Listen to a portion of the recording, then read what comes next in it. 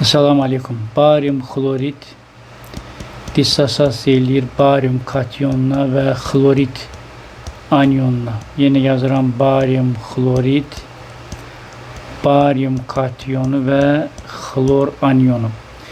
Burada dissosiasiya dərəcəsini soruşur. Biz dissosiasiya dərəcəsini alfa ilə işarə edək, alfa ilə.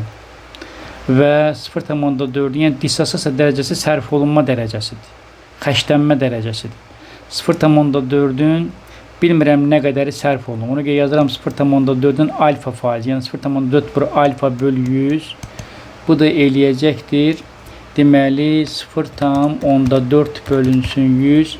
0,4 alfa. Yazıram 0,4 alfa. Bura 1 yazıram. Burada A'dır, iyonların sayı. Bu da 3'dür. A buradan bərabərdir 0,012 alfa. İndi bunu tapdıq. İndi B-ni tapaq. Burada deməli 1,2 oldu. Yenə də alfa eyni yazıb. 1,2 yəni dissosiasiya dərəcəsi eyni yazıb. 1,2 vur alfa bölünsün 100. Bu da eləyəcək deməli 0,012 alfa. Buradan da B mol iyon əmələ gəlir. Bura 1 yazıram, burada 3 yazıram. Bunu da 3'ə vuranda B də 0,036 alfa. Bunların cəmi, yəni A ilə B-nin cəmi 3,6. 0,012 alfa üstə gəl 0,036 alfa bərabərdir 3,6.